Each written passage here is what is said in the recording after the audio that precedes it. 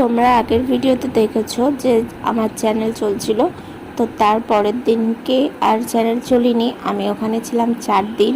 তো 4 দিনে আমার অবস্থা চার হাল হয়ে গেছে। এখানে জন্ম সার্টিফিকেট, মানির ইঞ্জেকশান সব কিছু এক এক দিন এক এক রকমভাবে নিচ্ছে। তো আমি এখানে আয়া রেখেছিলাম, সেখানে ওই আয়া মাসি আমাকে সব কিছু স্নান খাওয়া দাওয়া সব কিছু করে দিত। তো দেখতেই পাচ্ছ এখানে আমাকে এখন মাথা আঁচে দিচ্ছে। এখন অনেক সকাল, 5টা বাজে, 5:30। তো আমাকে স্নান করিয়ে দেওয়ার পরে চলে গেল আয়া মাসি। আমার বাবা মা, আমার শ্বশুর-শাশুড়ি, আমার হাজবেন্ড সবাই আমাকে দেখতে আসছে এক এক করে সকালে। তো এখানে সবার ফ্যামিলি দেখতে এসছে, আমাকেও আমার ফ্যামিলি দেখে চলে গেছে। এখানে চাটা দিয়ে গেছিলো, খেয়েছি। তো তার সাথে ওষুধও খেয়ে নিয়েছি। দেখতেই পাচ্ছ ওষুধ খেতে পারি না বলে ওষুধ জন্য আমাকে হজমোলা, আমি সবসময় হজমোলা দিয়েই খাই। এখানে সবার বেবিকে খেয়াল রাখছে। দেখতে পাচ্ছ আমার বেবি এখন একটু ঘুম করছে আর পিটপিট করে দেখছে।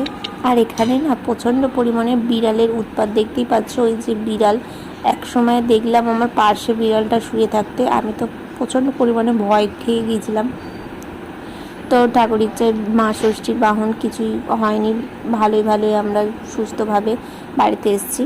তো এখন এই যে বেডগুলো দেখতে পাচ্ছ, ওই বেডে আমরা একটা করে বেডে 2জন করে, আর 2টো বেড পাশাপাশি রয়েছে, 4জন করে বেবি নিয়েছিলাম। খুব অসুবিধা, খুব প্রবলেমে ছিলাম, দেখতেই পাচ্ছ আমার অবস্থাটা। আর আজকে আমার ছুটি দেওয়ার দিন আছে, তো আমি এখন চিন্তায় আছি কি জমা নেওয়া নেবে। তো সেই কারণে এখানে চেকিং হবে, তো তারপরে আমরা বেরিয়ে যাব।